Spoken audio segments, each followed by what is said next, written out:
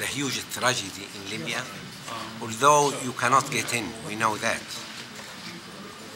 I think that there is some element that you have really to be aware of. One is considering the Libyan regime as really the barrier for Islamic radicalization. You have to forget about this. The whole Libyan are Muslims, and they have no kind of tendency towards radicalism. The other, I think, the other argument is really to qualify the movement as a movement of separation, regionalism. I am from the eastern part. I am from Benghazi, from a city usually qualified as a country in town, a country in one town. We have all in Benghazi, from the western part to the eastern to the south. So this is also another game. Third one is really the oil. We know that the Western countries care a lot about the oil. And now there is some tendency to create some mobilization for a regime really to save the oil field.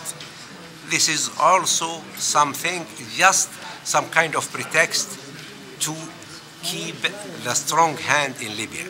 There is no problems about that. Libya, from the eastern part to the western side, to the south, they, through history, they were all the time unified. We didn't have really this kind of tendency to qualify the movement, this popular movement, as a separate one. It is not a separate at all. Of course, it starts from Benghazi, from my town, but within hours, maybe it spread to the east, to the west, and to the south. So there is really, we don't really have this. As I told you, Benghazi is a town in which you find all the Libyan cities. Is there a risk that Qaddafi will bombard Benghazi and the liberated areas? Really, we don't know. There is a lot of risk, in the light of the speech just made yesterday. It is a warming one. It's really, there is a lot of risk. There is a real genocide now. There is acts of war. You are really facing young people, women, and children with heavy weapons, without any distinction between civilian. They are all civilian. Do you have an idea about the number of Africans brought in from Mozambique and other countries to fight the Libyan people? In the all previous day, we just have planes full with mercenaries.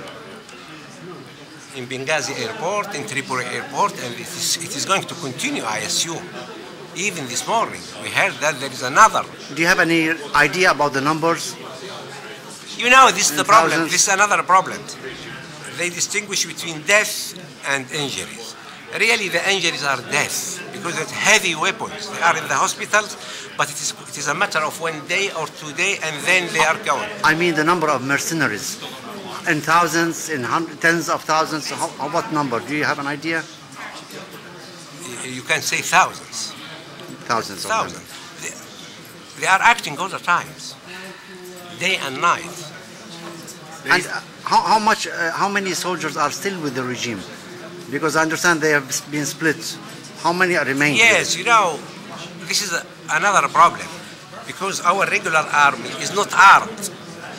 In the system, the regime didn't arm the real army. Mm-hmm. They armed the other units, special units. Mm-hmm. You can call them militia. And this is really has nothing to do with the country. Okay. They are really for the regime. But these militias, don't they have tribal allegiances? Yes, they have. But the tribal are in the army, and that's why here since many decades he neutralized the army. Really, he has no means, the army, at all. Sir.